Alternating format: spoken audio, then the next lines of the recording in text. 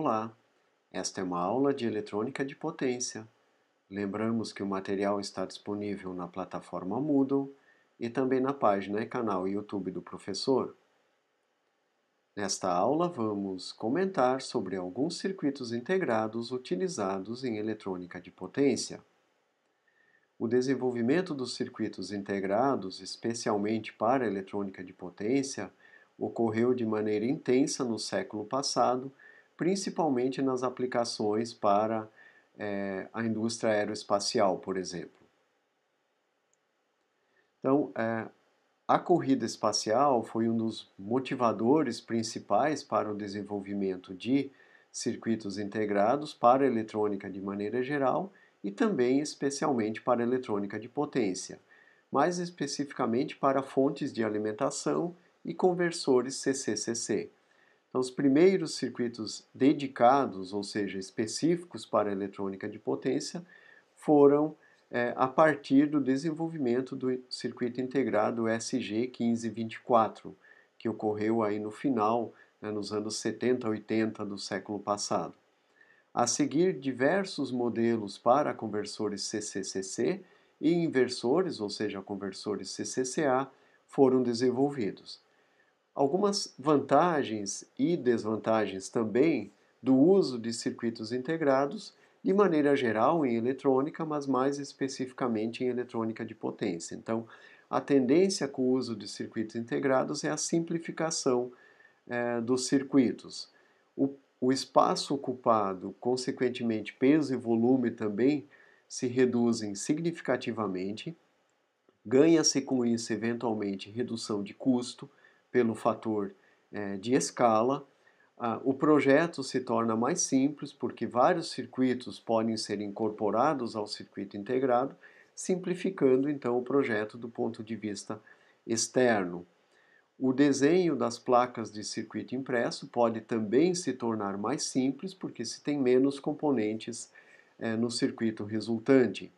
A confiabilidade também, em virtude de circuitos mais simples e com menos componentes, também aumenta. Erros de montagem também são reduzidos porque se tem menos componentes durante o processo de montagem. Consegue-se velocidades de processamento maiores, pois os componentes são montados mais próximos e com isso então se consegue aumentar a frequência de operação, por exemplo. As perdas são diminuídas porque se diminuem as distâncias entre os componentes e, consequentemente, os elementos parasitas, como resistência, por exemplo, de trilha ou de fio. Algumas desvantagens são que, quando você tem danos em parte de um circuito integrado, você normalmente terá que substituí-lo porque as outras partes estando em funcionamento não necessariamente permitem que o equipamento como um todo permaneça funcionando. Então, mesmo que você danifique um componente do circuito integrado, você terá que trocá-lo por inteiro. Há também necessidade de conhecimentos técnicos mais elaborados, pois circuitos integrados normalmente englobam uma complexidade maior em termos de circuitos. A potência dissipada, em virtude do grande número de componentes, ela se torna então maior, gerando mais calor, dificultando nesse sentido então o cálculo térmico e, portanto, a potência de dissipação resultante. A manutenção pode ser mais complexa porque muitas vezes você tem circuitos complexos dentro do circuito integrado que dificultam o diagnóstico do ponto de vista de falhas. E também as interferências eletromagnéticas podem ser, não necessariamente são, mas podem ser maiores em virtude da proximidade dos componentes entre si. Então você tem vantagens e desvantagens na utilização de circuitos integrados.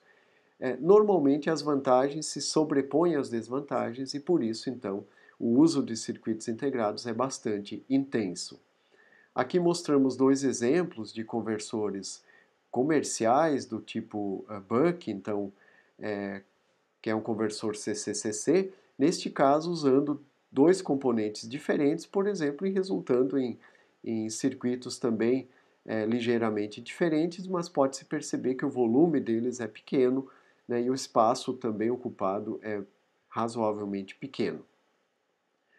Do ponto de vista de componentes para eletrônica de potência, é muito comum se integrar semicondutores e aí é mais comum se falar em termos de módulos. Então, uma ponte retificadora, por exemplo, que tem quatro diodos semicondutores montados no mesmo encapsulamento, pode ser entendido como um circuito integrado, mas é mais comum se falar então como um módulo de diodos ou um módulo, por exemplo, trifásico, como esta figura mostra, então, uma ponte retificadora trifásica com 6 diodos montados dentro do mesmo encapsulamento. É mais comum se falar em circuitos integrados quando de fato se tem blocos de circuitos montados sobre a mesma pastilha de silício e aí então com dezenas ou centenas de semicondutores integrados desempenhando diferentes funções. Então, um dos primeiros que surgiu foi o TCA785, muito utilizado em aplicações de conversores CA-CA e CA-CC, ou seja, retificadores controlados, porque ele permite fazer o sincronismo e a geração então dos sinais de acionamento, por exemplo, para tiristores. Atualmente se utiliza de maneira frequente os circuitos integrados que implementam a função de optoisolamento, permitindo então o acionamento de tiristores para a implementação de retificadores controlados ou de conversores CA-CA, a partir, por exemplo, de circuitos de acionamento totalmente isolados utilizando microcontroladores, por exemplo. Então, esta família MOC 30 alguma coisa, 3 alguma coisa, ela implementa diversas funções, algumas delas, por exemplo, fazendo o controle na passagem por zero, então chamados de zero crossing, e outros chamados de fase aleatória, que faz então o acionamento do tiristor em qualquer ponto entre 0 e 180 graus, por exemplo, no controle por ângulo de fase, como estudamos lá nos conversores CA-CC e CA-CA. Então, estes integrados, utilizando isolamento óptico, atualmente são bastante utilizados porque simplificam muito o circuito de acionamento de tiristores. Para conversores CC-CC, se tem dezenas ou talvez até centenas de circuitos integrados dedicados, seja para fontes chaveadas, seja para carregamento de baterias e assim por diante, né? Então, o primeiro que surgiu foi o SG2524, desenvolvido na época pela Unitrode, que atualmente é uma empresa que pertence à Texas Instruments, a TI, e que atualmente ainda é produzido em versões ligeiramente melhoradas. Então foi um circuito integrado que abriu o caminho aí para o desenvolvimento de fontes chaveadas e tem uma importância bastante grande, então, na eletrônica de potência pelo seu valor histórico e a partir do mesmo foram derivados uma série de outros componentes que ainda são utilizados em fontes chaveadas e conversores CC-CC. Então se tem derivações a partir dele, por exemplo, permitindo então que as saídas sejam sobrepostas, ou seja, sejam somadas, conseguindo-se com isso então o efeito de variar a razão cíclica de 0 a 100%, ou em outras versões de 0 a 50% para fontes chaveadas, por exemplo. Outros componentes mais recentes, especificamente para fontes chaveadas, incorporam inclusive o MOSFET de potência. Então, um exemplo aqui é o FSQ500L, que simplifica muito o desenho, o circuito final de uma fonte chaveada. Então, aqui na figura da direita mostra-se um exemplo de aplicação da ordem aí de 2 watts, com uma saída de 5 volts e corrente de 400 mA, e um circuito bastante simples com poucos componentes externos, simplificando então de maneira significativa o projeto, a construção, desenho de placa e implementação de fontes chaveadas. Assim também o Viper da ST é um componente bastante utilizado para fontes chaveadas, sejam fontes isoladas ou não. Aqui mostra-se um conversor do tipo Buck, usado para uma fonte chaveada não isolada, com uma potência aí da ordem de 1,44 watts, para a tensão de entrada universal, Então, redes que podem ser tanto de 110 volts como de 220 volts, então tensão de 85 até 265 volts, e saída de 12 volts, 120 miliamperes. Então vejam que fica uma placa bastante pequena e simples, não em SMD, tem-se a maioria dos componentes aí convencionais, né? Em montagem convencional, e o circuito então Viper 22A soldado então na forma SMD. Também temos o integrado LM2575, que é bastante comum nessas placas para conversores do tipo Buck ou Boost, por exemplo, ou Buck Boost. E aí a versão dele, então, Buck é 2575 e a versão Boost ou Buck Boost 2577. E aí mostra-se exemplos, então, de placas que implementam conversores CCCC com esse circuito integrado. Ele tem na parte interna o circuito oscilador, toda a malha de controle, proteção de sobretemperatura e sobrecorrente, e o circuito, o interruptor de potência, então, para a corrente da ordem de 1 ampere. O interruptor de potência, em alguns pode ser MOSFET, em outros um transistor bipolar, por exemplo.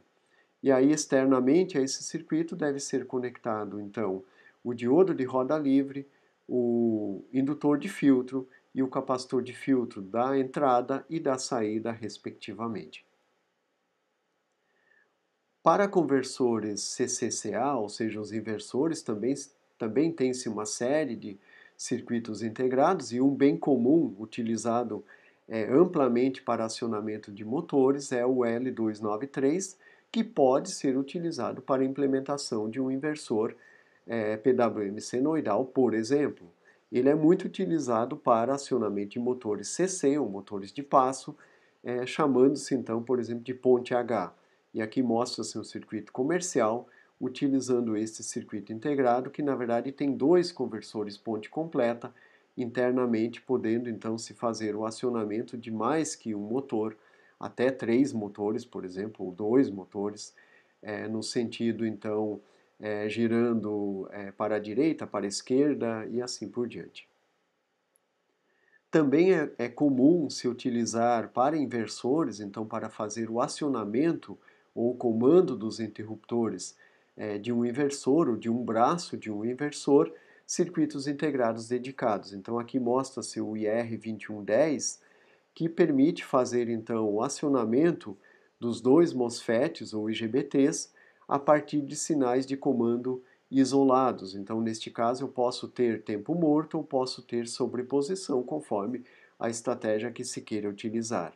Já o IR2111, ele tem como entrada, então, sinal simples, sinal único, e permite, então, obter internamente o tempo morto e fazer o acionamento desse braço com os interruptores sendo acionados para inversores de tensão com tempo morto. Lembrando que inversor de corrente normalmente utiliza a sobreposição dos sinais de comando. Então, esse integrado especificamente, o IR2111, ele é apropriado para inversores de tensão. Então, é muito utilizado na indústria para implementação, por exemplo, de inversores de frequência e assim por diante.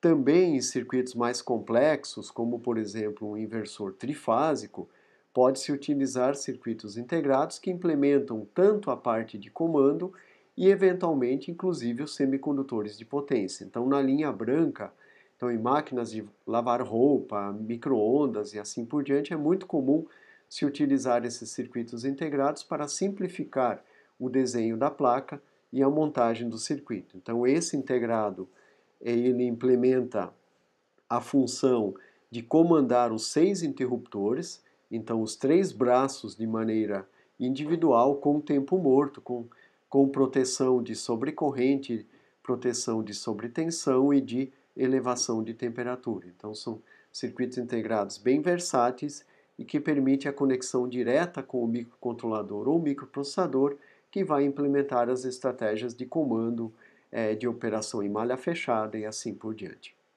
Então agradecemos a atenção de vocês e até as próximas aulas.